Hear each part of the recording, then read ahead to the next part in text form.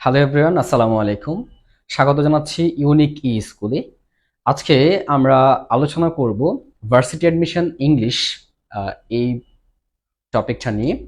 আজকে আমরা চট্টগ্রাম বিশ্ববিদ্যালয়ের 25-26 সেশনের, অর্থাৎ এই সেশনের আগে হয়ে যাওয়া সেশনটা, এটা আমরা ডি ইউনিটের ইংলিশ অংশটা নিয়ে আলোচনা করব। সো আমরা খুব বেশি দেরি করব না, আমরা ফর্মালিটিসগুলা অত বেশি মেনটেন না করে আমরা সরাসরি ক্লাসে প্রবেশ করব এবং তোমরা খুব দ্রুত জয়েন হয়ে যাবা এবং ট্রাই করবা যে যেহেতু সদ্য পরীক্ষাটা হলো এবং তোমরা যারা 26-27 সেশনে পরীক্ষা দিবা চট্টগ্রাম বিশ্ববিদ্যালয়ের ডি ইউনিটে, অ্যান্ড অফকোর্স চট্টগ্রাম বিশ্ববিদ্যালয়ের ডি ইউনিট হচ্ছে খুবই লুক্রেটিভ একটা ইউনিট, কারণ এখানে অনেক গুরুত্বপূর্ণ এবং অনেক বেশি ডিমান্ডিং কিছু সাবজেক্ট রয়েছে। তারপর তোমার আরো বিভিন্ন সাবজেক্ট রয়েছে গুরুত্বপূর্ণ। তো সবার বেশি চিন্তা থাকে এই ইউনিটে পরীক্ষা দেবেন, বেশিরভাগ পরীক্ষার্থীরা এখানে অংশগ্রহণ করে। তো এখানে সাধারণত 4টা সাবজেক্ট থেকে পরীক্ষা হয়ে থাকে, তার মধ্যে ইংলিশ হচ্ছে অন্যতম। আউট অফ 100 30 মার্কস কিন্তু ইংলিশ থেকে প্রশ্ন করা হয়। তো আমরা আজকে সিইউডি ইউনিটের সেশন 25-26 ইংলিশ 30 মার্কসের কোশ্চেন নিয়ে আলোচনা করব। প্রশ্ন থাকবে 30টা। এখানে আবার বেশি প্রশ্ন মানে ক্লাসটা অনেক বেশি লেন্দি হবে এমনটা নয়, আমি খুব দ্রুত তোমাদেরকে অপশন সহ ব্যাখ্যা করার ট্রাই করব। আমরা আরো অত বেশি ফর্মালিটি মেনটেন না করে আমরা সরাসরি ক্লাসে প্রবেশ করব। হ্যাঁ, আরেকটা কথা বলে রাখি, তোমরা যারা পরীক্ষার্থী এবারে, তোমরা চাইলে আমাদের ক্লাস অ্যাটেন্ড করে তুমি উত্তর করতে পারো। মানে হচ্ছে ভুল হলে তো সমস্যা নেই, এখানে জাস্ট উত্তর করবা। সঠিক হলে আমি বলবো সঠিক হয়েছে, আর ভুল হলেও সমস্যা নেই, আমি সেটাকে এক্সপ্লেন করে দিব।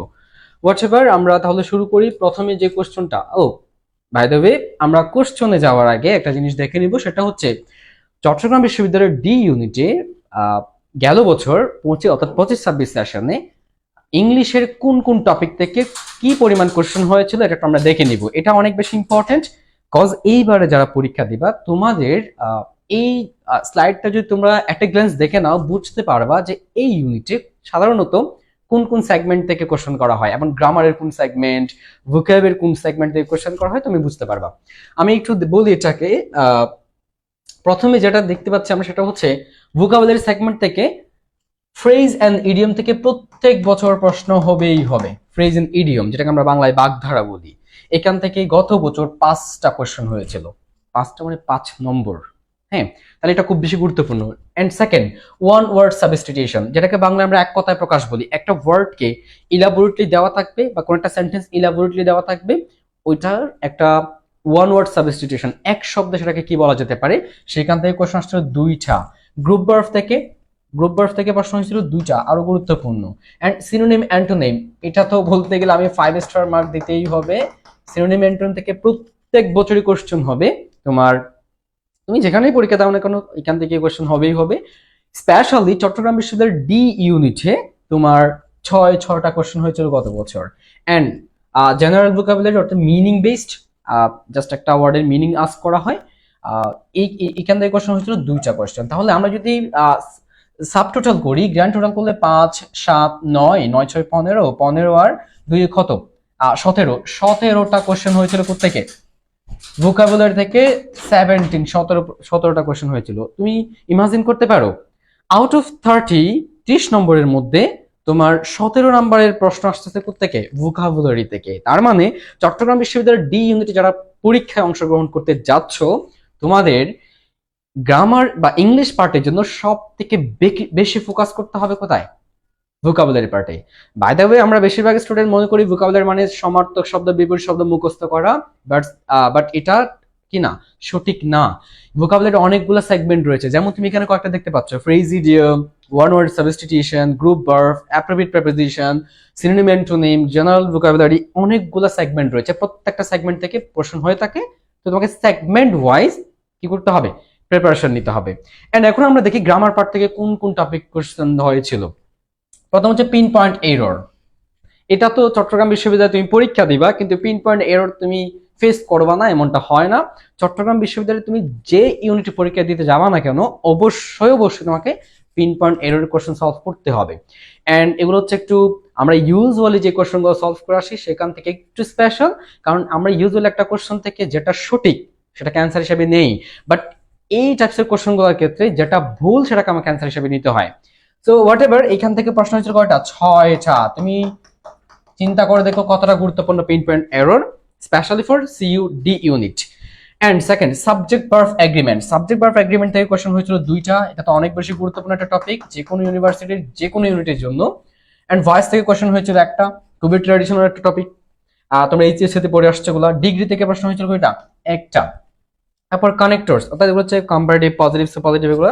কানেক্টরস থেকে প্রশ্ন হয়েছিল একটা। কানেক্টরস থেকে কিন্তু রিসেন্টলি খুব বেশি প্রশ্ন হতে দেখা যাচ্ছে, এটাও তোমাদের পড়ে নিতে হবে। এন্ড অফকোর্স তোমরা এটা এইচএসসি তে পড়ছো। এন্ড পাংচুয়েশন, দেখো কেউ কল্পনা করতে পারে পাংচুয়েশন থেকে প্রশ্ন হতে পারে? হ্যাঁ, এই গত বছর চট্টগ্রাম বিশ্ববিদ্যালয়ের ডি ইউনিটে পাংচুয়েশন থেকে একটা কোশ্চেন আসছিল। এন্ড ভার্ব থেকে, ভার্ব মিন্স টেন্সকে আমি ডিনোট করতেছি, টেন্স থেকে কোশ্চেন হয়েছিল কয়টা, একটা। সো এটা দেখলে তুমি মোটামুটি বুঝতে পারো যে চট্টগ্রাম বিশ্ববিদ্যালয়ের ডি ইউনিটের জন্য, যে তুমি ডি ইউনিটে ভালো একটা মার্কস পেয়ে র্যাঙ্ক করতে চাও বা ভালো একটা সাবজেক্টে পড়তে চাও, তোমাকে এই টপিকগুলোকে কি করতে হবে, কবজায় আনতে হবে। প্লাস এর বাইরে কিছু টপিক তোমাকে কি করতে হবে, তোমার আয়ত্তে নিয়ে আসতে হবে। এখন আমরা কোশ্চেন সলভে যাব।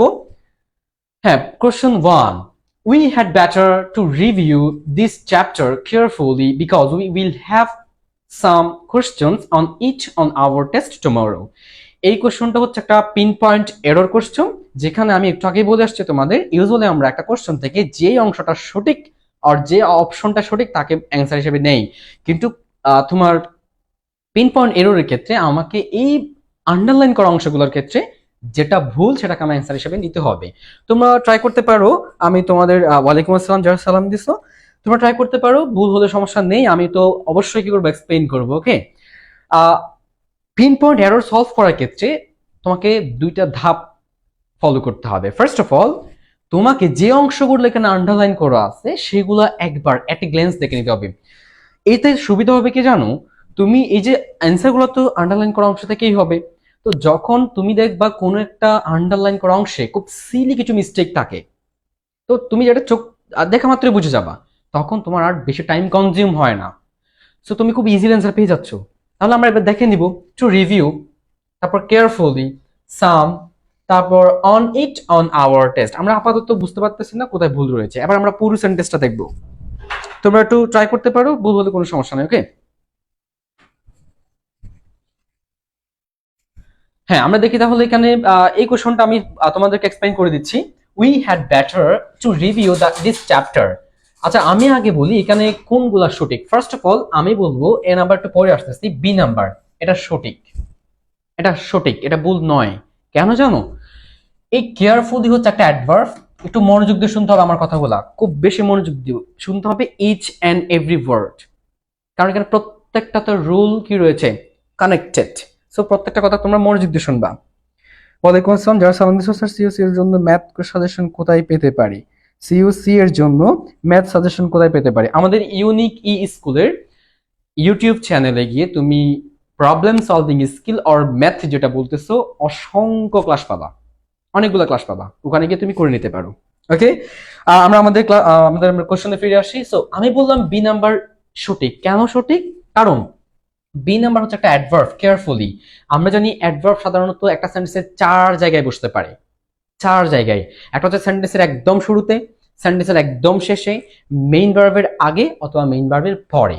ওকে, এখন এই যে বিকজ হচ্ছে এই সেন্টেন্সের একটা কি, কনজাংশন, কানেক্টরস।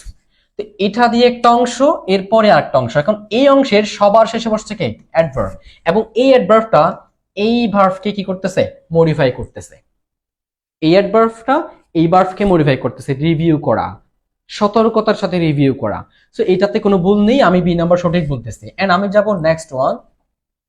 হ্যাঁ, সি নাম্বার সঠিক কিনা, সাম কোশ্চেনস, আমি বলবো এটাও সঠিক। তোমরা বলবা লজিক কি? লজিক হচ্ছে সাম হচ্ছে একটা ডিটারমিনার, সাম এমন একটা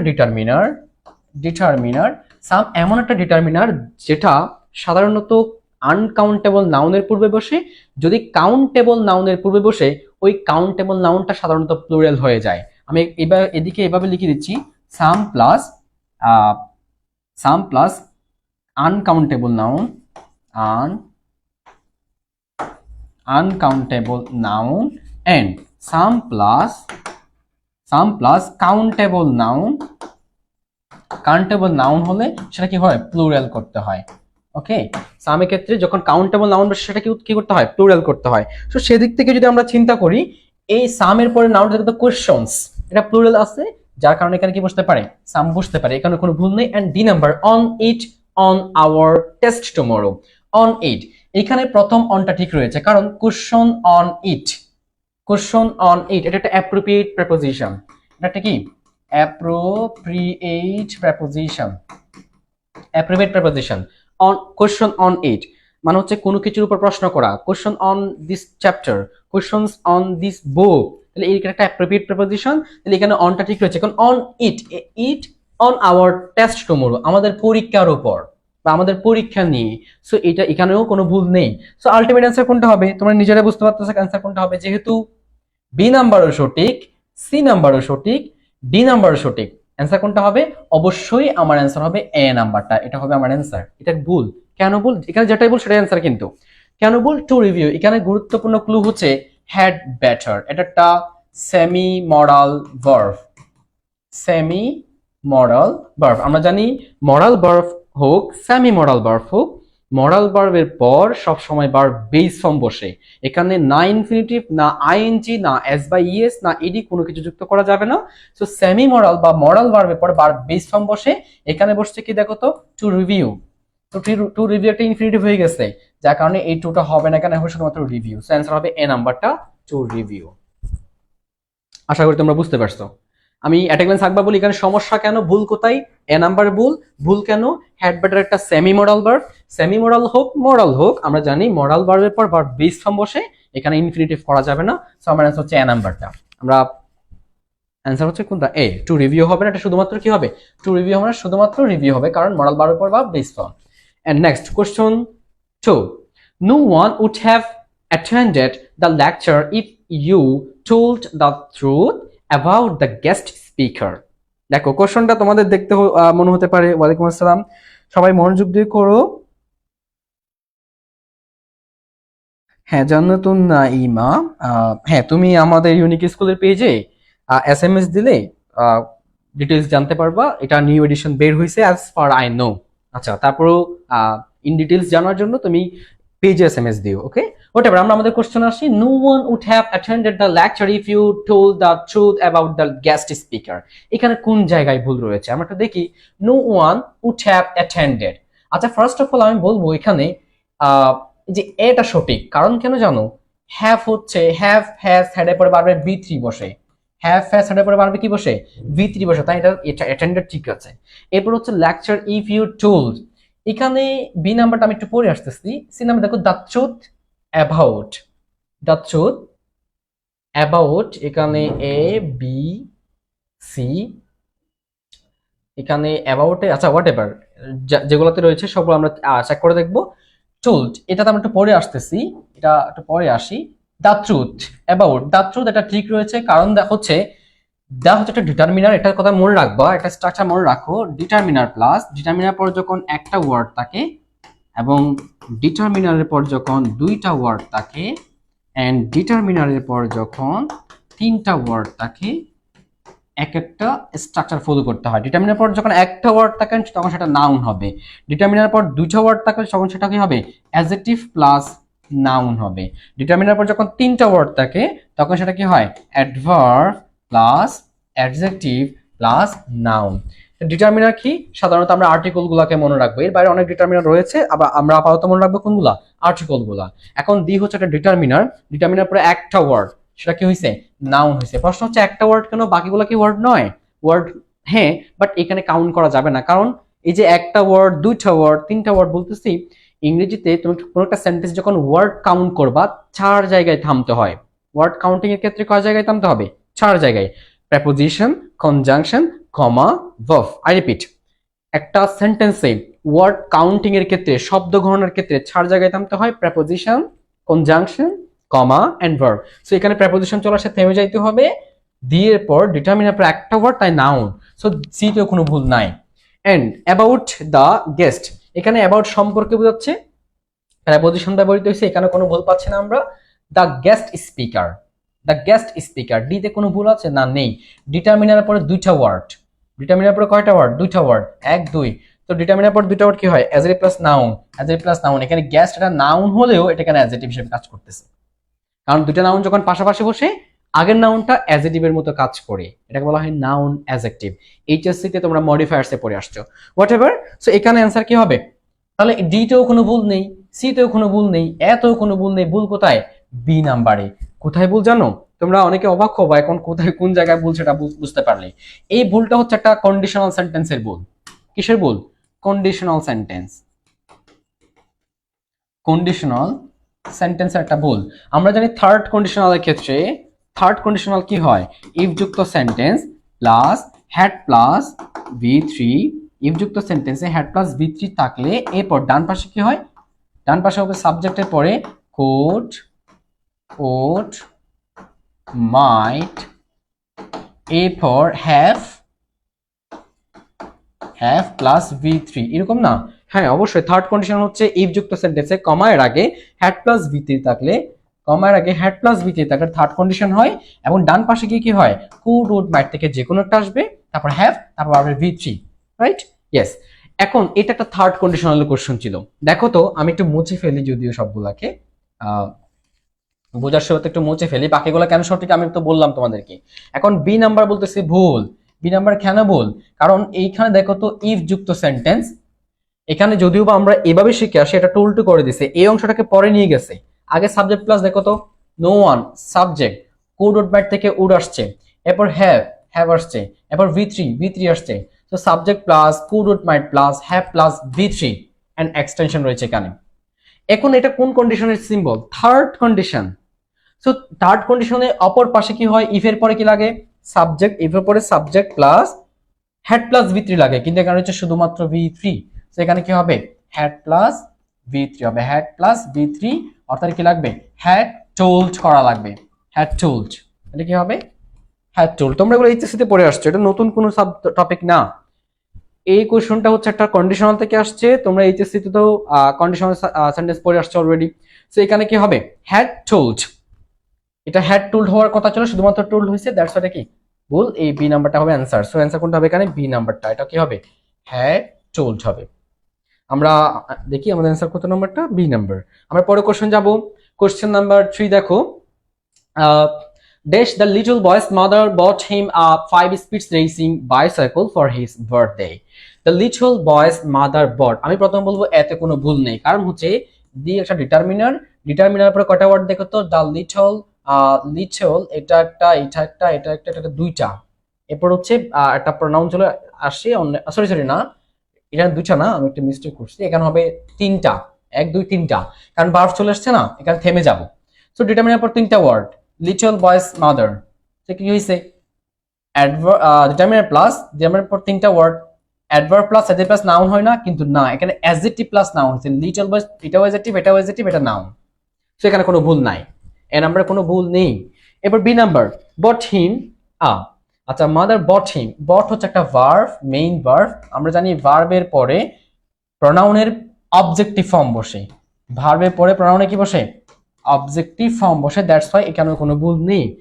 5 speeds racing bicycle for his birthday, for his birthday, তার জন্মদিনের জন্য। সেখানে কোনো ভুল নেই। ফর একটা হচ্ছে প্রেপোজিশন, প্রেপোজিশন পর নাউন ফ্রেজ, এখানে তার জন্য বোঝাতে ফর ব্যবহৃত হয়েছে, এখানে কোনো ভুল নেই। সো ভুল কোথায় হবে তাহলে? সি নাম্বার হচ্ছে আমার ভুল। এটা যেহেতু ভুল, এটা আমার কি হবে? অ্যান্সার হবে। এখানে ভুল কেন? এখানে ভুল হচ্ছে 5 speeds racing bicycle, এটা একটা hyphenated adjective, hyphenated adjective, hyphenated adjective. এখানে তোমাকে বেসিক কথাগুলো মনে রাখতে হবে। হাইফেনেটেড অ্যাডজেক্টিভ হওয়ার কারণে ভুল কেন মনে রাখবা, there are 8 kinds of parts of speech in English, I mean traditional English।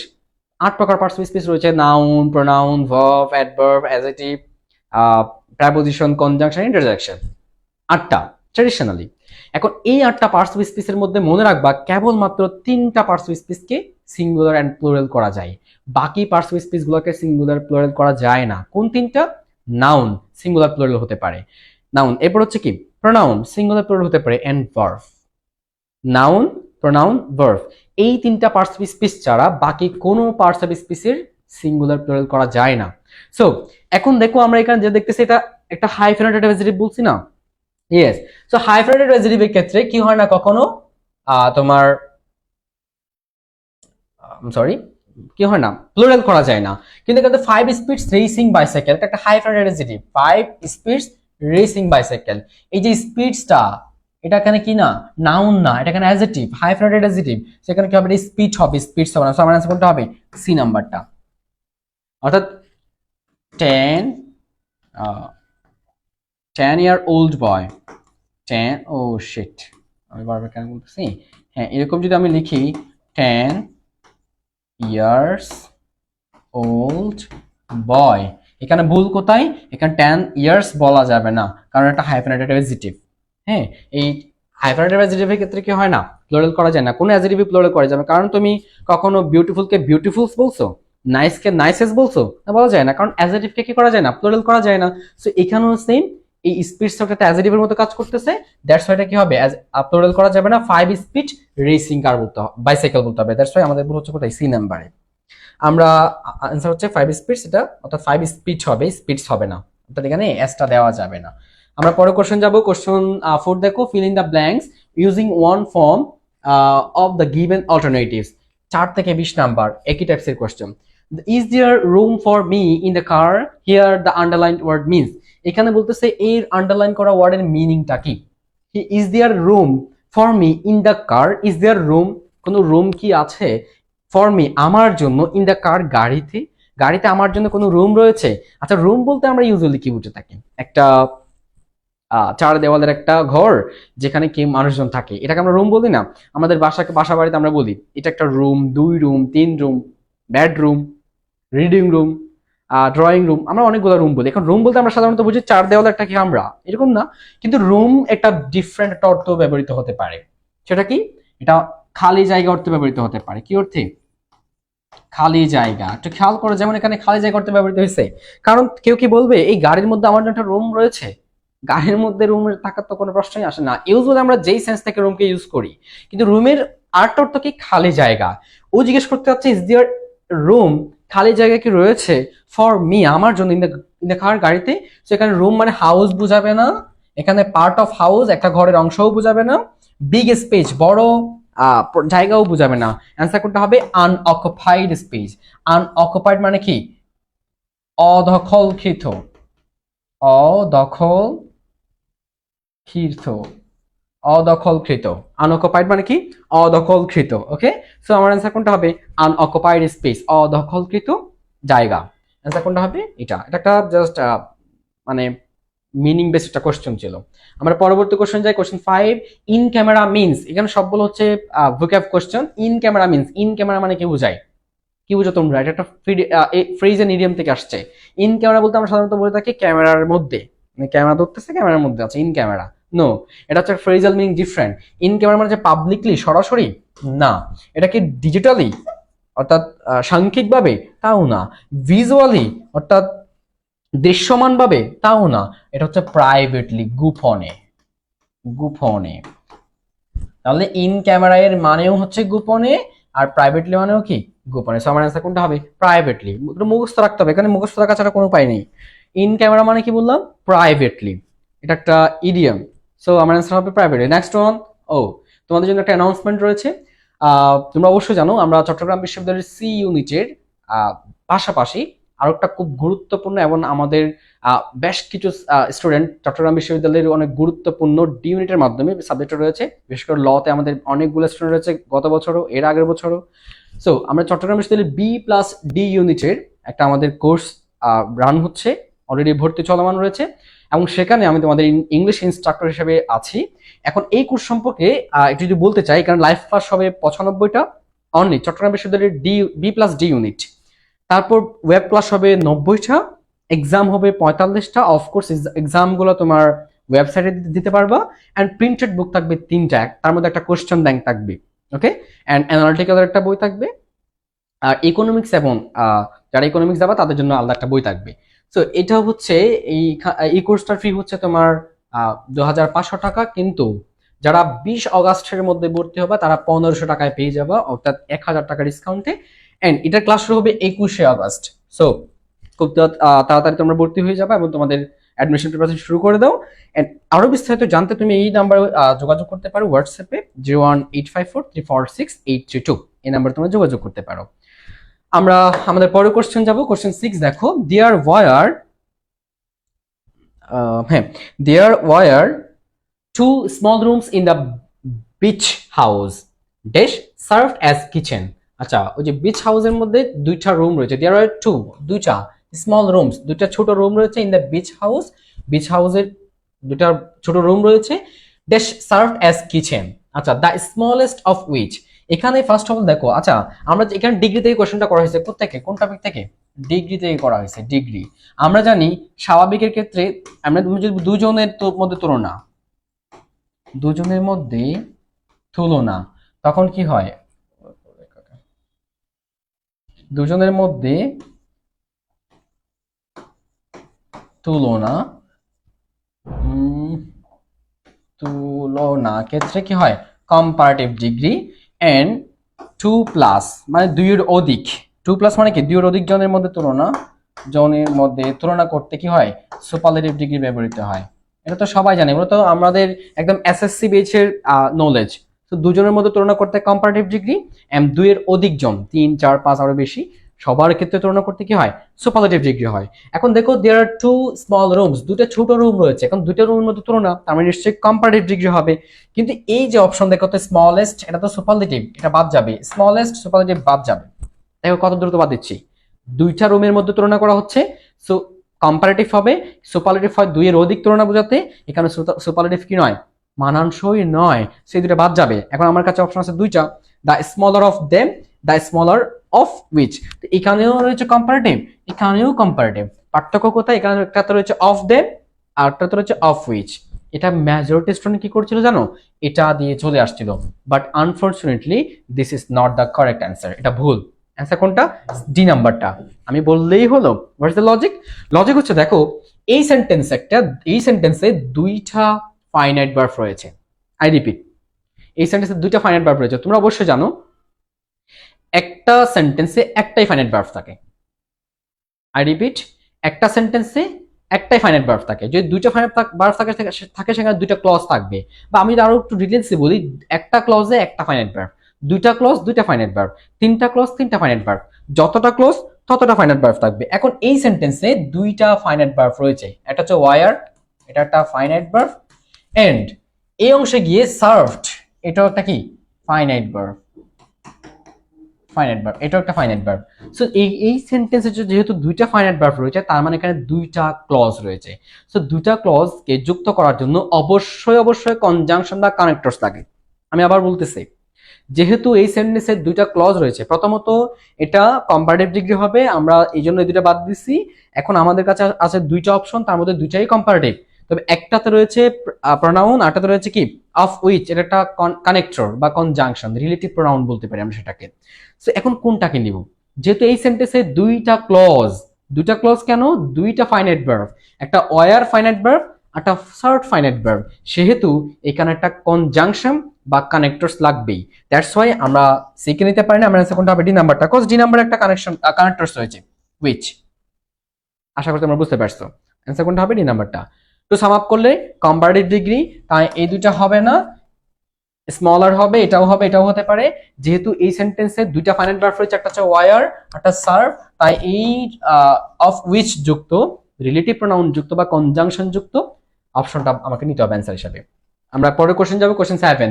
The book that you see dash the table, see dash on the table belongs to me. ও এই কোশ্চেনটা একটু খুবই ট্রিকি হয়েছে, একটু মনোযোগ দিয়ে তোমাদের শুনতে হবে। এই কোশ্চেনটা করা হয়েছে প্রবলেম ভার্ব থেকে, প্রবলেম ভার্বস। টপিকের নামটা কি বলতো, প্রবলেম ভার্বস। হ্যাঁ, এটা প্রবলেম করে তাই এটার নাম প্রবলেম ভার্বস। এটাকে অনেক সময় কনফিউজিং ভার্ব বলা হয়। প্রবলেম ভার্বস থেকে করা হয়েছে। প্রবলেম ভার্বের ক্ষেত্রে তোমাকে ভার্বগুলো সম্পর্কে ধারণা রাখতে হবে। এইখানে যেই ভার্বগুলো আনা হয়েছে আমি এটা নিয়ে একটু কথা বলি। প্রথমত এখানে হচ্ছে তোমার তুমি যারা অ্যান্সার করতে পারো, তোমরা চাইলে অ্যান্সার করতে পারো। সো আমি দুইটা ভার্বের কথা বলতেছি এখানে, একটা হচ্ছে লে, LAY লে, তোমরা একটু মনোযোগ দিয়ে শুনবা, LAID late, and LAID late. হ্যাঁ, তার সরি লেইন হবে এটা, আচ্ছা হ্যাঁ, তারপর হচ্ছে LAYING, লাইং, লাইং। এরপর আমি যদি আরেকটা ভার্ব লিখি LIE, লাই, তারপর LAY, লে, হ্যাঁ, এটা হচ্ছে B1, এটা হচ্ছে V2 অর্থাৎ ভার্ব বেস ফর্ম। তারপর হচ্ছে লেইন, LAIN, লেইন, দেন LYING, lying, LYING, lying. So এখানে আমি দুইটা ভার্ব দিচ্ছি। এখানে এই দুইটা ভার্বের মধ্যে এই ভার্বটা হচ্ছে একটা ট্রানজিটিভ ভার্ব, আর এই ভার্বটা হচ্ছে একটা ইনট্রানজিটিভ ভার্ব। আমি ITV দিচ্ছি, ইনট্রানজিটিভ ভার্ব। ট্রানজিটিভ ভার্ব আর ইনট্রানজিটিভ ভার্ব, ভার্বগুলো দেখতে তোমার একই মনে হতে পারে, একটু মনোযোগ দিয়ে শুনতে হবে। এগুলোর নাম প্রবলেম ভার্বস। এগুলো আসলে কি করে? প্রবলেম ক্রিয়েট করে। সো এটা হচ্ছে একটা ট্রানজিটিভ ভার্ব, লে, লেট, লেট, লাইং, আর লেইং, উচ্চারণটা হবে লেইং, লাই, লে, লেইন, লাইং। এখানে এটা হচ্ছে B1, এটা হচ্ছে V2, এটা হচ্ছে V3, এটা হচ্ছে ভার্ব আইএনজি ফর্ম। এটাও B1, এটাও V2, এটাও V3। এখন প্রশ্ন হচ্ছে আমরা এই গ্যাপে কাকে বসাবো আমি? এখন এই যে প্রথমটা হচ্ছে ট্রানজিটিভ ভার্ব, দ্বিতীয়টা হচ্ছে ইনট্রানজিটিভ ভার্ব। তো ট্রানজিটিভ ইনট্রানজিটিভ কি হয় মনে রাখবা, ট্রানজিটিভ ভার্ব এ প্লাস অবজেক্ট, আর ইনট্রানজিটিভ ভার্বের পর ITV, ইনট্রানজিটিভ ভার্বের পরে অবজেক্ট বসে না। কি বসে না? অবজেক্ট বসে না। এখন প্রশ্ন হচ্ছে শুধু অবজেক্ট বসে না বললেই হয়ে যাবে না, তো কি বসতে পারে এখানে? বসে কি জানো? আচ্ছা, অবজেক্ট বলতে বসে বলতে এখানে নাউন অথবা প্রোনাউন অথবা নাউন ফ্রেজ বসবে। আর এখানে অবজেক্ট বসে না মানে কি বসে? হয় অ্যাডভার্ব বসবে একটা, অথবা একটা প্রেপোজিশন বসবে। প্রেপোজিশন, এখানে অনেক গুরুত্বপূর্ণ কথা বলে ফেলতেছি আমি, অনেক গুরুত্বপূর্ণ রুল কিন্তু এগুলা। আমি আবার বলতেছি, এইখানে আমি দুইটা ভার্বের ফর্ম দেখালাম তোমাদেরকে। এর আগে আমরা বলি ট্রানজিটিভ এবং ইনট্রানজিটিভ ভার্বের পরিচয়। ট্রানজিটিভ ভার্ব কি? ট্রানজিটিভ ভার্বের পরে অবজেক্ট বসে, অবজেক্ট মানে হচ্ছে নাউন, প্রোনাউন, নাউন ফ্রেজ থাকবে। ইনট্রানজিটিভ ভার্ব কি? যার পরে অবজেক্ট বসে না, তো বসে কি? অ্যাডভার্ব অথবা প্রেপোজিশন বসে। তো আমি ট্রানজিটিভ ইনট্রানজিটিভ চিনি, আমি সহজেই বলি যেই ভার্বের পর তুমি ইট বসাইতে পারবা সেটা ট্রানজিটিভ, আর ইট বসাতে না পারলে ইনট্রানজিটিভ। আমি উদাহরণ দিই, আমি যদি বলি গো, ট্রানজিটিভ নাকি ইনট্রানজিটিভ? ইট বসাও তো গো ইট, অর্থপূর্ণ হয় না? হয় না, তাই এটা কি ভার্ব? Intransitive verb. আমি যদি বলি কাম, ট্রানজিটিভ নাকি ইনট্রানজিটিভ? কাম ইট, এটি আসো, অর্থপূর্ণ হয় না, তাই এটা ইনট্রানজিটিভ। এখন আমি যদি বলি তোমাকে ইট, ইট খাও, ইট, ইট, এটি খাও, অর্থপূর্ণ হচ্ছে, তাই এটা ট্রানজিটিভ। সহজ ভাষায় যেই ভার্বে পরে ইট বসালে অর্থপূর্ণ হয় সেটা ট্রানজিটিভ, আর ইট বসালে অর্থপূর্ণ না হলে ইনট্রানজিটিভ। এখন ইনট্রানজিটিভ ট্রানজিটিভ জেনে কি হবে? কারণ ট্রানজিটিভ ভার্বের পরে অবজেক্ট বসে, তার মানে একটা নাউন অথবা প্রোনাউন অথবা নাউন ফ্রেজ থাকবে। ইনট্রানজিটিভের ক্ষেত্রে কোনো অবজেক্ট বসে না, একটা অ্যাডভার্ব অথবা প্রেপোজিশন বসবে। এখন আমার গ্যাপের ক্ষেত্রে দেখো তো পরে একটা কি রয়েছে? প্রেপোজিশন। এই যে আমি একটু আগে বললাম প্রেপোজিশন, ইনট্রানজিটিভ ভার্বের পরে কি বসে? প্রেপোজিশন বসে। তো এখন আমার এই জায়গাটা ইনট্রানজিটিভ ভার্ব লাগবে। এখন আমরা জ্ঞান যদি দেখি এই ফর্মগুলো দেখি, লেড একটা কি ভার্ব? ট্রানজিটিভ ভার্ব, এটাও হবে না, কারণ আমাকে আমার ইনট্রানজিটিভ ভার্ব লাগবে। এরপর এই লাইং, এটাও তো একটা ট্রানজিটিভ ভার্ব, এটাও আমার বসানো যাবে না। এই লেইন, এটা কি ভার্ব? এটা ইনট্রানজিটিভ ভার্ব, এটা বসতে পারে।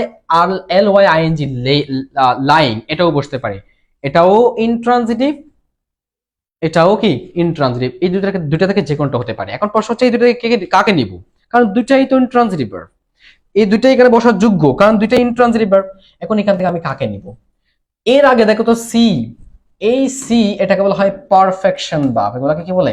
Sorry, perception verb. Perception, TIO, আমি তো লিখতে পারতেছি না এখানে। আচ্ছা, এদিকে perception verb, TION, perception verb. এরকম আর কি কি রয়েছে? সি, ওয়াচ, লুক, হিয়ার, না সরি লুক হবে না, see, watch, hear, feel, notice, এগুলোকে বলা হয় পারসেপশন ভার্ব। তো পারসেপশন ভার্বের পরে কি হয়? Perception verb plus verb ING হয়। এই পারসেপশন ভার্বগুলোর পরে দ্বিতীয় একটা ভার্ব আসছে, সেটাকে আইএনজি করে দিতে হয়। দ্যাটস ওয়াই আমার এটা ইনট্রানজিটিভ হলেও এটাকে নেওয়া যাবে না। আমার অ্যান্সার হবে বি নাম্বারটা। আশা করি তোমরা বুঝতে পারছো। কোশ্চেনটা একটু ট্রিকি ছিল, কোশ্চেনটা একটু ট্রিকি ছিল, তোমাদের খুব মনোযোগ দিয়ে শুনতে হবে। আমি আরেকবার বলতেছি লাস্ট বারের মতো, এখানে আমার একটা ইনট্রানজিটিভ ভার্ব লাগবে। কেন? পরে প্রেপোজিশন রয়েছে তাই, কারণ প্রেপোজিশন ইনট্রানজিটিভ ভার্বের পরে অ্যাডভার্ব অথবা প্রেপোজিশন বসে। সেখানটা প্রেপোজিশন রয়েছে, এটা ইনট্রানজিটিভ ভার্ব লাগবে, উপরটা আসতে পারবে না কারণ এটা ট্রানজিটিভ।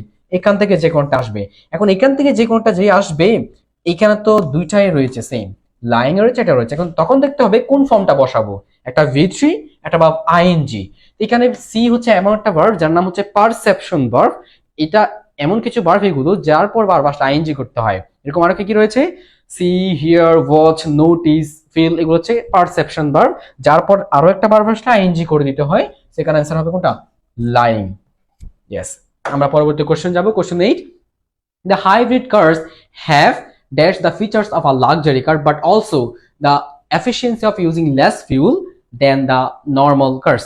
এখানে that additionally all not only, এটা হচ্ছে একটা কোথেকে আসছে জানো, কানেক্টরস থেকে আসছে। কানেক্টরস অর্থাৎ তোমার কনজাংশন থেকে আসছে এই কোশ্চেনটা, কানেক্টরস থেকে আসছে।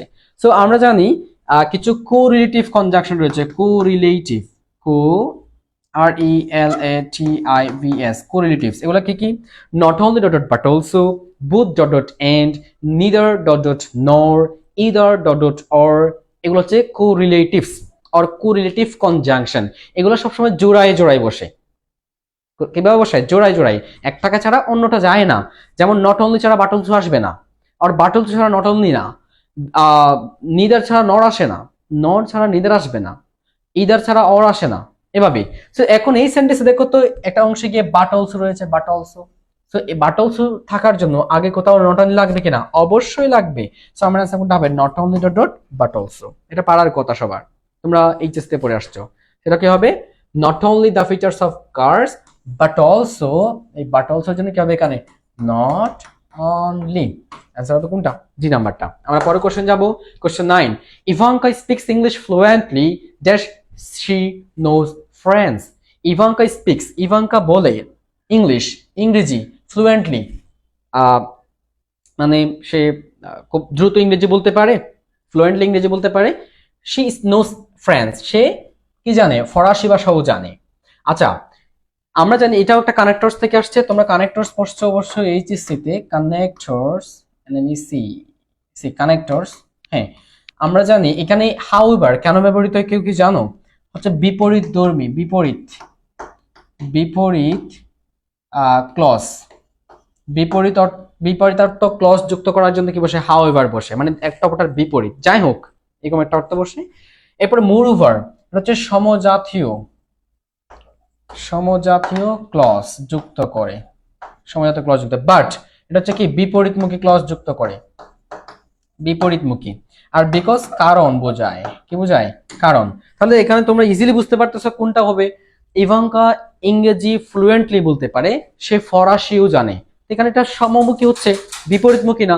সো হাউ এভার হবে না, বাচও হবে না, আর কারণ তো বোঝাচ্ছে না, এটার কারণ এটা তাও না। সো আমার অ্যান্সার কোনটা হবে, মোরওভার, সমমুখী ক্লজ, একই অর্থবোধক। সে ইংরেজি ফ্লুয়েন্টলি বলতে পারে, সে ফরাসিও জানে। সো কি হবে এখানে, মোরওভার হবে। আই থিঙ্ক তোমরা বুঝতে পারছো। অ্যান্সার হবে কি, moreover. Next one, question 10। I could hardly dash the ship, I could hardly dash the ship in the distance. আচ্ছা, এখানে কিছু গ্রুপ ভার্ব থেকে ইকুয়েশন করা হয়েছে। গ্রুপ ভার্ব, গ্রুপ ভার্ব মানে হচ্ছে এমন কিছু ভার্ব যেগুলা কয়েকটা ওয়ার্ড মিলে হয়, এটাকে ফ্রেজাল ভার্ব বলা হয়। সো এটা ডিফারেন্ট কিছু অর্থ দেয়, মানে তুমি এগুলোকে লিটারাল মিনিং করলে চলবে না, এগুলোকে তোমাকে ভাবগত অর্থ থেকে চিন্তা করতে হবে, গ্রুপ ভার্ব। সো এখানে কোন গ্রুপ ভার্বের মিনিং কি, আচ্ছা আমরা দেখি, I could hardly the ship in the distance, আমি হার্ডলি ওই শিপ, দূরে থাকা শিপটাকে, আচ্ছা make out, look out, see out, find out. First of all find out সবার খুব পরিচিত, ফাইন্ড আউট মানে খোঁজা, খুঁজে পাওয়া। ফাইন্ড আউট মানে কি, খুঁজে পাওয়া। এরপর সি আউট, সি আউট মানে কি জানো, সি আউট মানে হচ্ছে তোমার বিদায় জানানো, বিদায় জানানোর জন্য আমরা বিদায় দিতে যাওয়া, সি আউট। আমরা ধরো আমাদের বাসায় কোনো গেস্ট আসছে, আমরা তাদেরকে একটু আগাই দেই না, বা দরজা খুলে একটু দাঁড়াই, তাদের সাথে কথা বলি, তাদের সাথে কুশল বিনিময় করি, টাটা, দেখা হবে পরে, গুড বাই, এরকম বলি না, এইটাকে বলা হয় সি আউট, মানে হচ্ছে বিদায় জানানোর জন্য কাউকে আগাই দেওয়া। অ্যান্ড লুক আউট মানে কি, লুক আউট মানে হচ্ছে তোমার সতর্ক হওয়া। লুক আউট মানে কি, সতর্ক হওয়া, এগুলো একটা মুখস্থ রাখতে হবে। অ্যান্ড মেক আউট মানে কি? মেক আউট মানে হচ্ছে কোনো কিছু দেখা, বোঝা, দেখা, বোঝা বা শোনা, কোনো কিছু দেখা, বোঝা বা শোনা অর্থে ব্যবহৃত হয় মেক আউট। তো এখন দেখো তো I could hardly dash the ship in the distance, হচ্ছে দূরে থাকা শিপটাকে আমি কি দেখতে পারতেছিলাম না। হার্ডলি মানে কি, বা দেখতেছি না বললেই চলে, দেখা যাচ্ছিল না বললেই চলে, মানে দূরে থাকা শিপটাকে আমি দেখতে পাচ্ছিলাম না বললেই চলে। সেখানে দেখা বা শোনা বা বোঝা অর্থ ব্যবহৃত হবে। সতর্ক হওয়া, বিদায় দেওয়া, খুঁজে পাওয়া, এগুলো হবে না। অ্যান্সার কোনটা হবে? Make out. অ্যান্সার হবে কি? দেখা, আমি দেখতে পাচ্ছিলাম না, এটা এখানে কি হবে? Make out. অ্যান্সার হবে এ নাম্বারটা। এটা হচ্ছে কি ছিল? Group verb vocab question. আমরা পরে কোশ্চেন যাব, কোশ্চেন নাম্বার 11। We say bless you when someone, আমরা বলি ব্লেস ইউ, তোমার উপর রহমত বর্ষিত হোক। ব্লেস ইউ মানে কি? তোমার উপর রহমত বর্ষিত হোক। এটা আমরা কখন বলি? মানে গড ব্লেস ইউ, আল্লাহ ব্লেস ইউ, তোমাকে আল্লাহ অনুগ্রহ করুক। তাহলে এটা আমরা কখন বলি? স্নিজেস, যখন কেউ হাসি দেয়, হাসি, হাসি। তারপর হচ্ছে ক্রাইস্ট, যখন কেউ কান্না করে। লাভ, যখন কেউ হাসে। ফার্স্ট, এটা তোমরা কি করে নিবা? চার্জ করে নিবা, এটা তোমরা অবশ্যই জানো অনেকেই। সো যখন এগুলো হয় আমরা কি বলি? আল্লাহ তোমার উপর শান্তি বর্ষণ করুক, না বলি না। বাই দ্য ওয়ে, এটা এটা কেউ তো দিলে আমরা গালে গালে গালে গালে করি আরো বেশি। সো এটা হবে না। কেউ হাসলে বলি না আমরা যে আল্লাহ তোমার উপর রহমত বর্ষণ করুক, না। কেউ কান্না করলে বলি না আমরা, এটা ইউজুয়াল না। কেউ কান্না করতেছে, এটা ইউজুয়াল না যে আমি আল্লাহ তোমার উপর রহমত বর্ষণ করুক। হ্যাঁ, কিছু ক্ষেত্রে বলতে পারি, কিন্তু এটা ইউনিভার্সাল বলা যাবে না। কেউ হয়তো তোমার সাথে খারাপ কিছু করে কান্না করতেছে, বা কেউ হয়তো তোমাকে অন্যায্য কিছু চেয়ে কান্না করতেছে, তখন তার তুমি বলতে পারো না আল্লাহ তোমার উপর রহমত বর্ষণ করুক। এটা হচ্ছে স্নিজ, যখন কেউ হাসি দেয়, হাসি হবে। মানে হচ্ছে আমরা হাসি দেওয়ার পরে কি বলি? বলি আল্লাহ তোমার উপর রহমত বর্ষণ করুক। সে যখন বলে আলহামদুলিল্লাহ, আমরা আরবিতে বলি ইয়াহদিকুমুল্লাহ, এটার মানে হচ্ছে আল্লাহ তোমার উপর রহমত বর্ষণ করুক। সো এটা আমরা ব্লেস ইউ বলি ইংরেজিতে। অ্যান্সার হবে এ নাম্বারটা। ইয়েস। আমরা পরে কোশ্চেন যাব, question number 12। We by flowers from আমরা ফুল ক্রয় করি, কিনি, কার কাছ থেকে? Florist, Butcher, ফিশমঙ্গার, টোবাকনিস্ট। টোবাকনিস্ট মানে হচ্ছে যে মাদক ব্যবসা করে, মাদক বিক্রি করে। তাহলে যে মাদক ব্যবসায়ী থেকে আমরা ফুল ক্রয় করি? না। ফিশমঙ্গার, যারা মাছ বিক্রয় করে? না, আমরা মাছ বিক্রয় থেকে ফুল ক্রয় করি না। অ্যান্ড বুচার, কষাই। বুচার মানে কি? যারা কি করে? আহ গরুর মাংস বিক্রি করে বা প্রাণীদের মাংস বিক্রি করে। সো আমরা কষাই থেকে ফুল কেন ক্রয় করবো? তাও না। অ্যান্ড ফ্লোরিস্ট মানে হচ্ছে কি? মালি। যারা আর আমরা কার থেকে ফুল বিক্রয় করি? মালি থেকে, যারা ফুল বিক্রয় করে। হ্যাঁ। অ্যান্ড আমাদের পরের কোশ্চেন দেখি 13। টু হিট দ্য বুক, এটা একটা কি? Phrase, idiom or phrase. To hit the book, বইয়ে আঘাত করা। বইয়ে আঘাত করা মানে কি করা? পড়াশোনা করা, কঠোর পড়াশোনা করা, মনোযোগ সহকারে পড়াশোনা করা। টু হিট দ্য বুক মানে কি? মনোযোগ সহকারে পড়াশোনা করা, পড়াশোনা করা। টু হিট দ্য বুক মানে কি? স্টাডি। মেডিকেট মানে চিকিৎসা করা, না। স্লিপ মানে ঘুমানো, তাও না। রাইট মানে লেখা, তাও না। সো অ্যান্সার কোনটা হবে? মনোযোগ সহকারে পড়াশোনা করা। ইয়েস। আমরা পরে কোশ্চেন যাচ্ছি, কোশ্চেন নাম্বার 14। দেখো, লেটস ইট গ্র্যান্ডমা, চলো কি খাই, দাদা দাদিকে খেয়ে ফেলি। নো, এটা এরকম অর্থ দেয় না। The mistake in the sentence is connected with it, এই মিস্টেকটা কিসের সাথে কানেক্টেড বলছে? কোশ্চেনটা খুবই টেকনিক্যাল কোশ্চেন ছিল। এখানে এটা হচ্ছে তোমার পাংচুয়েশন থেকে আসছে। কোথেকে আসছে? পাংচুয়েশন থেকে। সেটা কোনটার সাথে কানেক্টেড তোমরা এখন অর্থ অবশ্যই পেরে যাবা। সিনট্যাক্স মানে হচ্ছে পদক্রম, অর্থাৎ মানে কোন পদের পর কোন পদ বসবে, কোন পার্টিসিপেল স্পিচের পর কোন পার্টিসিপেল স্পিচ। অর্থোগ্রাফি মানে হচ্ছে বানান, বানান বিদ্যা। এটা মানে কি? বানান বিদ্যা। এন্ড পাংচুয়েশন জ্যোতি চিহ্ন বা বিরাম চিহ্ন। এন্ড টেন্স হচ্ছে কাল বা সময়। সেটা কোথায় ভুল রয়েছে? দেখো, লেটস ইট গ্র্যান্ডমা, চলো গ্র্যান্ডমাকে খাই। এখানে জাস্ট একটা জায়গায় ভুল হয়ে গেছে, সেটা কোথায় জানো? এই যে এই অংশে, আমি একটু দেই তোমাদেরকে বুঝাই দিই। এখানে লেটস ইট, এখানে একটা কমা দাও তো। লেটস ইট, চলো খেয়ে নেই। গ্র্যান্ডমা, দাদিমা, দাদিমা ওর নানি, নানি অথবা দাদি, চলো খেয়ে নেই। এটা সম্বোধন করা হয়েছে, অ্যাড্রেস করা হয়েছে, সম্বোধন। কি করা হয়েছে? সম্বোধন করা হয়েছে। আমরা বলি না লেটস প্লে ফ্রেন্ডস, আমরা বলি না লেটস প্লে ফ্রেন্ডস, চলো বন্ধুরা খেলি।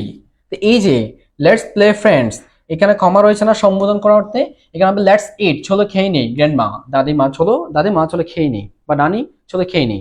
সেখানে কোথায় ভুল রয়েছে, এখানে একটা কমা হওয়ার কথা, যেটা একটা পাংচুয়েশনের ভুল, যার কারণে পুরো অর্থ ডিফারেন্ট হয়ে গেছে। সো আমাদের অ্যান্সার কোনটা হবে, পাংচুয়েশন। আমরা কোশ্চেন নাম্বার 15 যাই। দ্য ওয়ার্ড লাফ ইন টেনিস মিন্স, টেনিস খেলায় লাফ বলতে কি বোঝায়? তবে টেনিস খেলায় আমি বলি ডিউস বলতে কি বোঝায় জানো? DUCE, ডিউস মানে ড্র বোঝায়। খেলা ড্র হলে ডিউ হয়, মানে তবে 40-40 পাই যখন ড্র হয়, 40-40 পেয়ে যখন ড্র হয় তখন কি হয়, এটাকে বলে কি বলে, ডিউস বলে। এখন এই টেনিস খেলায় লাফ বলতে কি বোঝায়? টেনিস খেলায় লাফ বলতে মাত্র খেলা শুরু, কারো কোনো পয়েন্ট হয় নাই, 0 পয়েন্ট কি বলে, লাফ বলে। সেখানে অ্যান্সার কোনটা হবে, 0। টেনিস খেলার ক্ষেত্রে লাফ মানে কি বোঝায়, 0 বোঝায়। বাস্তব জীবনে লাফ মানে কি 0? আই ডোন্ট নো, তোমরা ভালো জানবা। তাহলে লাফ মানে হচ্ছে টেনিস খেলায় কি 0, বাস্তব জীবনেও হইতে পারে 0। তোমরা যাদের এক্সপিরিয়েন্স আছে তারা বুঝতে পারবা, হোয়াট এভার। সো আমাদের অ্যান্সার কোনটা হবে, টেনিস খেলায় লাফ মানে কি বোঝায়, 0 কে বোঝায়। আমরা পরের কোশ্চেন যাব। হি হ্যাড নার্ভস অফ, এটা একটা ফ্রেজ থেকে করা হয়েছে, nerves of dash, nerves of dash, এটা কি ইডিয়ম,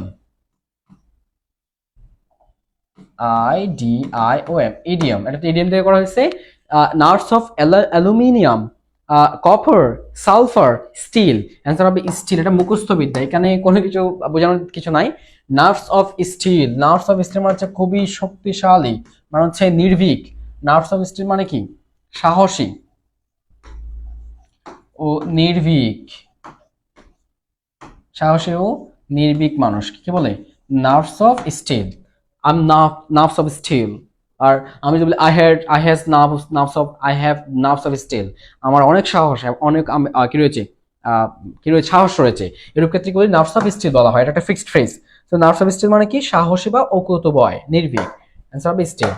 নেক্সট ওয়ান, কোশ্চেন 17, আম সুইজারল্যান্ড মেটাফরিক্যালি মিন্স, এটাকে কি বোঝানো হয়, আম সুইজারল্যান্ড, আমি সুইজারল্যান্ড, এটা মানে কি বোঝায়?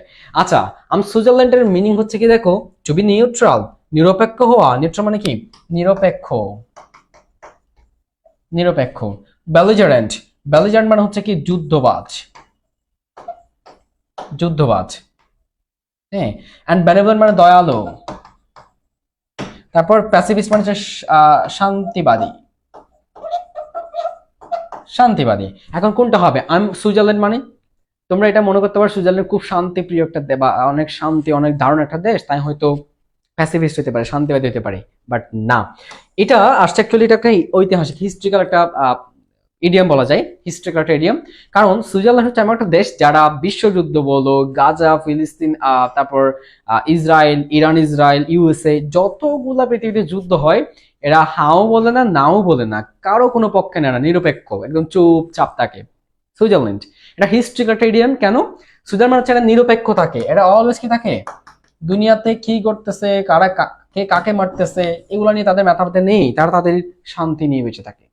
তার নিরপেক্ষ থাকে না, এই পার্ট না ওই পার্ট, মানে এই পক্ষও নেয় না ওই পক্ষও নেয় না, তার নিরপেক্ষ থাকে, নিউট্রাল থাকে, তাই এটা হবে টু বি নিউট্রাল। আম সুইজারল্যান্ড, আমি কারো পক্ষেই নয়, তোমরা যা ইচ্ছা করো যাও, আম সুইজারল্যান্ড। ওকে, সেন্সার হবে এ নাম্বারটা, টু বি নিউট্রাল। আমরা পরের কোশ্চেন যাব, question 18, open the blanket, the appropriate word to be used in place of open. এখানে ওপেনের জায়গায় নিচে কোন ওয়ার্ডটা অ্যাপ্রোপ্রিয়েট হবে, এটা আস্ক করা হচ্ছে। ওপেন দ্য ব্ল্যাঙ্কেট, তার মানে এই ওয়ার্ডটাকে ভুল। হ্যাঁ, এখানে ওপেনটা ভুল, এখানে ওপেন এটা কি, এটা ভুল ব্যবহার করা হয়েছে, ভুল ব্যবহার। কিভাবে তোমরা বলতে পারো, কেমনে ভুল? ওপেন দ্য ব্ল্যাঙ্কেট, ব্ল্যাঙ্কেট মানে কম্বল, কম্বলটি খুলো, আমরা তো বলি এই কম্বলটা খুলে দাও, বলি না? হ্যাঁ বলি, কিন্তু ইংরেজিতে এটা বলা যাবে না। এখানে ক্লোজও বলা যাবে না, আমরা বলি ক্লোজ এবং open, open and close, open and close. এগুলো সাধারণত আমরা দরজা জানালা এরূপ ক্ষেত্রে ব্যবহার করি। Open the door, open the window, close the door, close the window, এগুলো আমরা সাধারণত কোথায় ব্যবহার করি, দরজা জানালার ক্ষেত্রে। এন্ড ড্র, এটা হচ্ছে তোমার কি জন্য ব্যবহৃত হয়, পর্দা টানানোর ক্ষেত্রে, পর্দা টানানো, পর্দা টানা মানে হচ্ছে পর্দা এক পাশে নিয়ে যাওয়া, বা পর্দা টাইপসের যেই জিনিসগুলো রয়েছে এক পাশে টেনে নিয়ে যাওয়া, এগুলোর ক্ষেত্রে ড্র ব্যবহৃত হয়। Draw the curtains left, draw the curtains left, পর্দাগুলো বাম পাশে নিয়ে যাও। ড্র দ্য কার্টেন্স রাইট, ডান পাশে পর্দাগুলো নিয়ে যাও। সো পর্দা টানার ক্ষেত্রে কি ব্যবহৃত হয়? ড্র ব্যবহৃত হয়। আনফোল্ড, একটা পরে আসতেছে জিপ। জিপার তো বুঝো, জিপার চেইন যেটা বলি আমরা, চেইন, জিপার বা চেইন, আমরা চেইন বলে তোমরা সব ভালো থেকে চিনো, এটাকে চেইনও বলা হয়, চেইন। ওটা নামার ক্ষেত্রে জিপার ব্যবহৃত হয়। Zip, unzip. জিপ মানে হচ্ছে কি করা? চেইন উঠাই দেওয়া। আনজিপ মানে হচ্ছে চেইন নামাই দেওয়া। এন্ড সো এখানে ওপেন দ্য ব্ল্যাঙ্কেট, এটা কি হবে? ওপেন হবে। এটা কি হবে? আনফল্ড হবে। অ্যান্সার কি হবে? আনফল্ড হবে এখানে। আনফল্ড মানে হচ্ছে ভাঁজ করা কোনো জিনিস।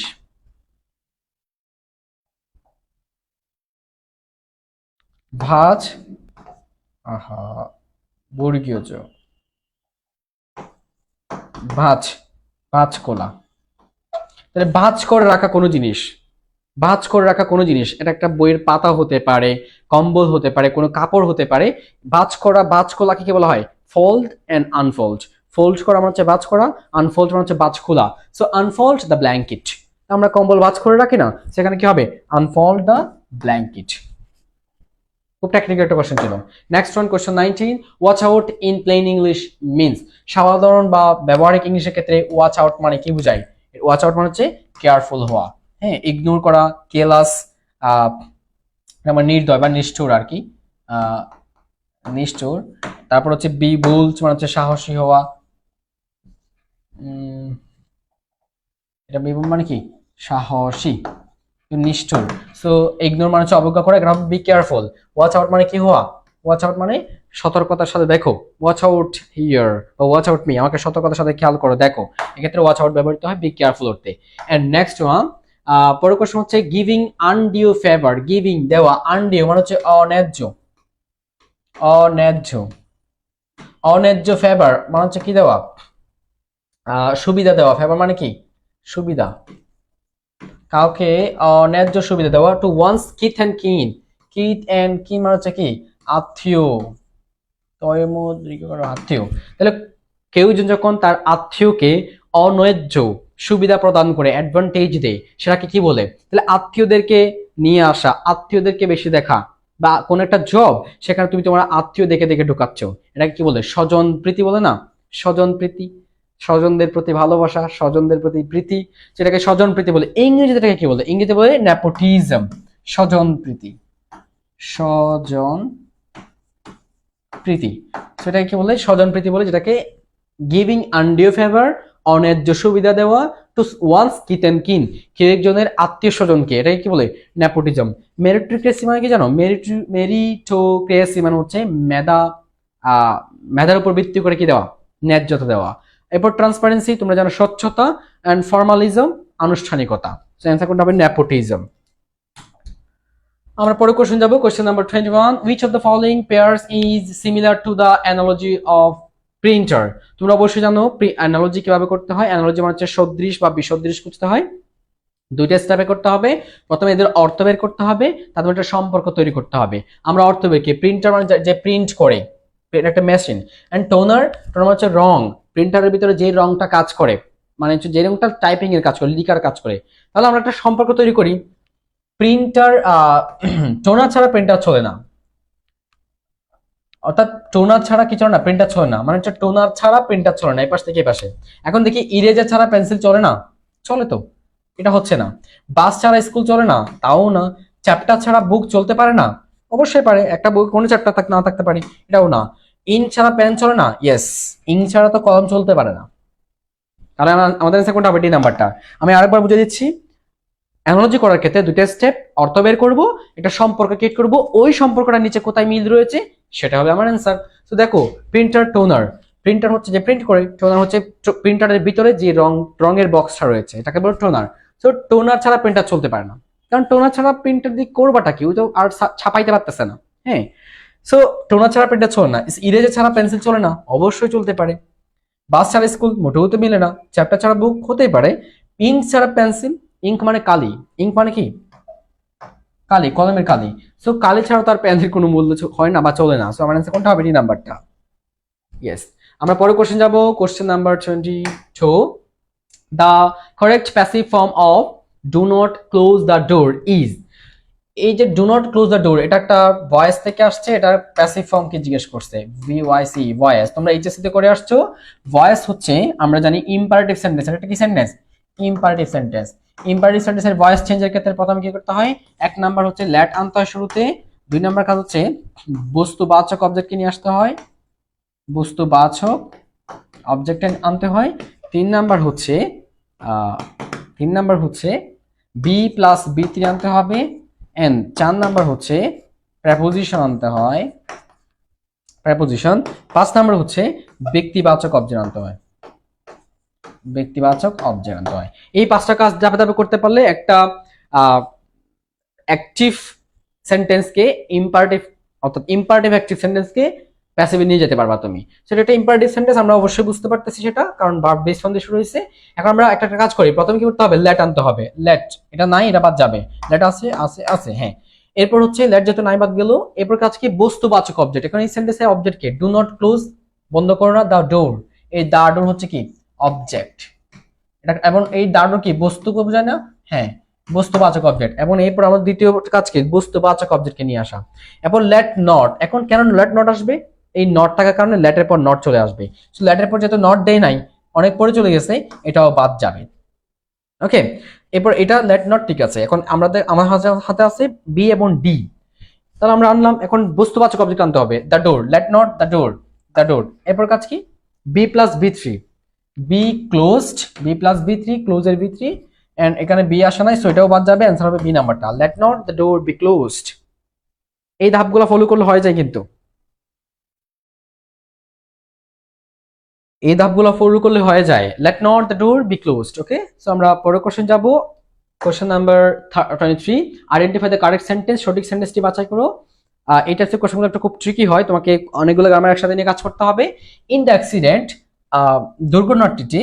দুর্ঘটনাটিতে a number of passengers were dead.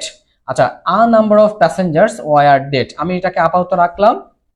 এরপর এভরিওয়ান ওয়ার, এটা ভুল রয়েছে, এটা এখানে ওয়ার হবে না, রিজন কি মনে রাখবা, বডি থিং ওয়ান, এরপর ভার্ব সিঙ্গুলার হবে, সব সময়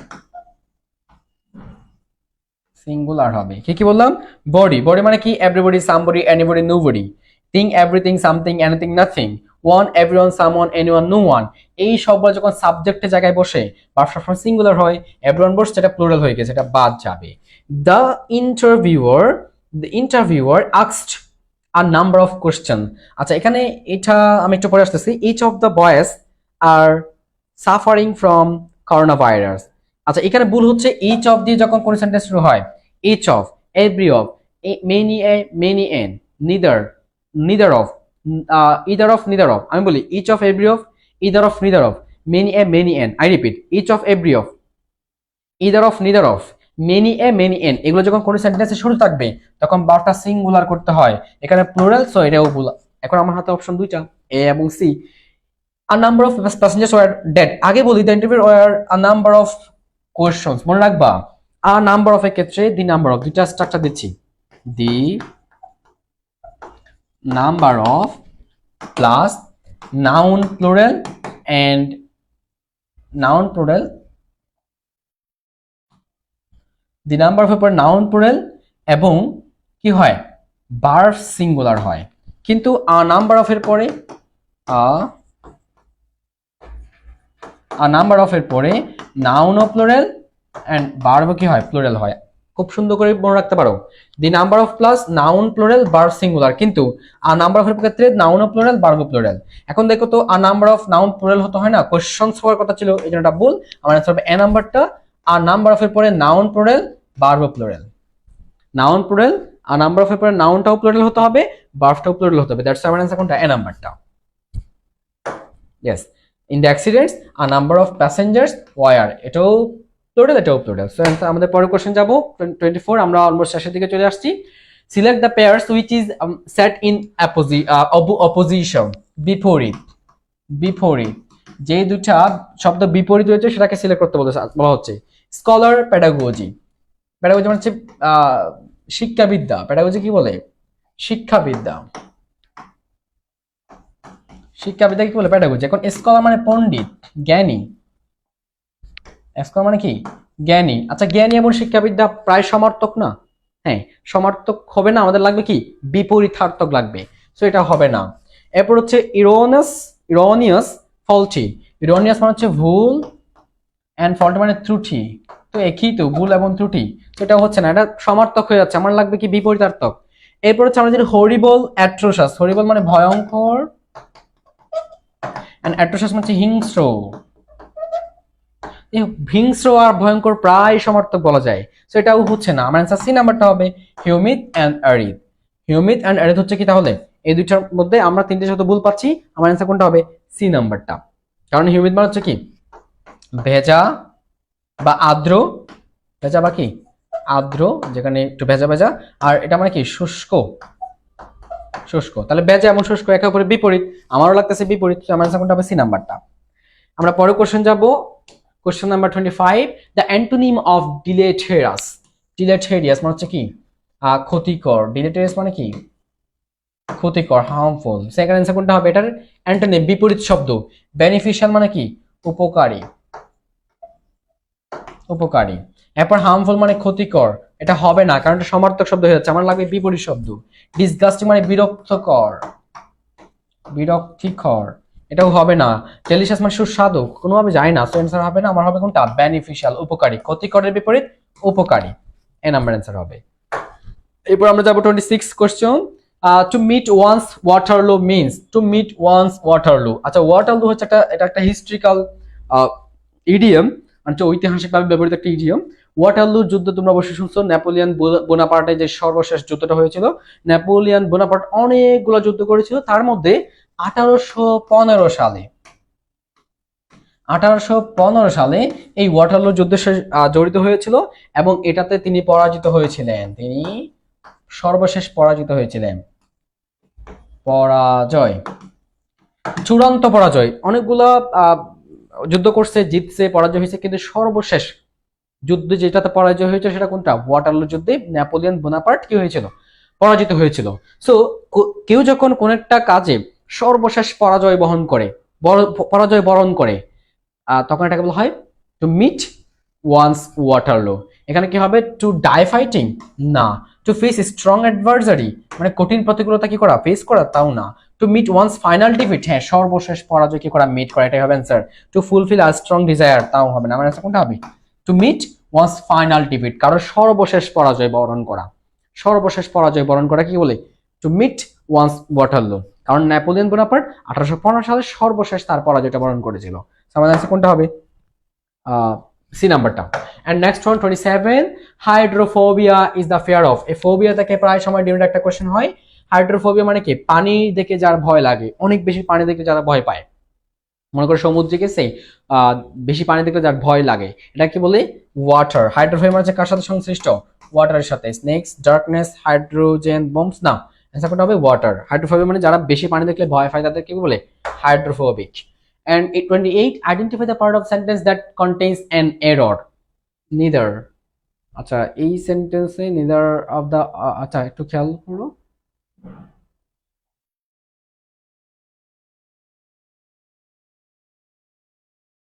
এটা তো আচ্ছা আমি এখানে এই একটু খেয়াল করো, অপশন গুলো এই সেন্টেন্সের ক্ষেত্রে এখানে একটু মিস্টেক আসছে।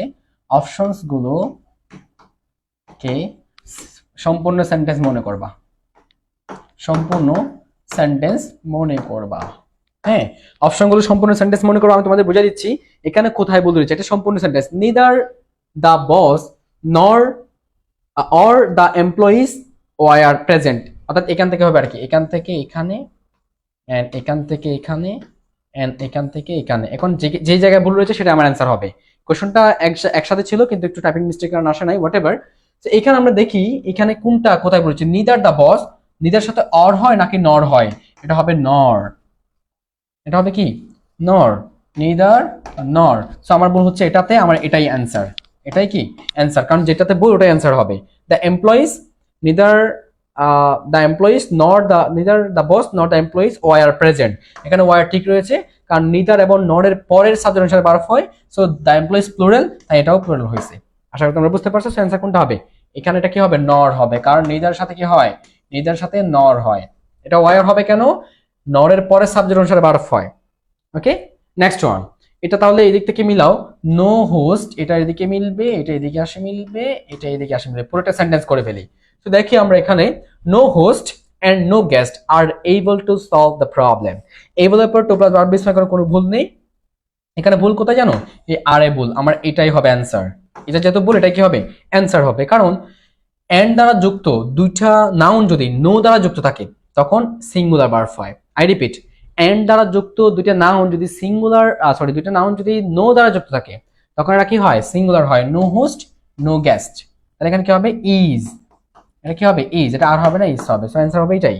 এটা আর হবে না, এটা কি হবে? ইজ। কেন কেন? এন্ড দিয়ে যুক্ত নাউনের আগে নো নো রয়েছে, দ্যাটস কি হবে? ইজ হবে। আমরা পরে কোশ্চেন যাব, একটা লাস্ট কোশ্চেন আছে ক্লাসে। আইডেন্টিফাই দ্য, এটা এখানেও সঠিক ওরকম অ্যান্সার করতে হবে। এটার সাথে এটা মিলাবা, এটার সাথে এটা মিলাবা, এটার সাথে এটা মিলাবা। দেখি আমরা তাহলে the the houses of the cyclone affected area is broken. The houses of the cyclone affected area, determiner plus adjective plus noun, এখানে কোনো ভুল নেই। ইজ ব্রোকেন, এখানে ভুল হচ্ছে ইজ, এটা হবে আর। প্রশ্ন হচ্ছে কেন? কারণ আমরা জানি প্রেপোজিশন দিয়ে যুক্ত দুইটা সাবজেক্টের ক্ষেত্রে আগের সাবজেক্ট অনুসারে ভার্ব হয়। প্রেপোজিশন দিয়ে যুক্ত, এখানে এটা একটা প্রেপোজিশন, এর আগে একটা subject, subject 1, cyclone affected area subject 2। তো আমরা কার জন্য ভার্ব বসাবো? 1 নাকি 2 এর জন্য? 1 এর জন্য। কারণ প্রেপোজিশন দিয়ে যুক্ত অনেকগুলো সাবজেক্ট থাকলে আগেরটা অনুসারে ভার্ব হবে। এখানে আগের সাবজেক্ট কে? দ্য হাউজেস, এটা প্লুরাল, তাই ভার্ব কি হবে? প্লুরাল হবে, এটা হবে আর। আশা করি তোমরা বুঝতে পারছো। সেটা কি হবে? The houses of the cyclone affected area are broken, এখানে ইজ দিছে, এটা যেহেতু ভুল এটাই হবে অ্যান্সার, যেটা ভুল এটা অ্যান্সার হবে। সো আমাদের অ্যান্সার কোনটা হবে? এটা হবে কি? ইজ হবে না, এটা কি হবে? আর হবে। সো আজকে ক্লাসটা এইটুকু পর্যন্ত ছিল। অনেকেই এখানে মনোযোগ সহকারে ক্লাস করছো। ক্লাস দেখার জন্য তোমাদের অনেক ধন্যবাদ। দেখা হবে পরবর্তী কোনো ক্লাসে। Good night.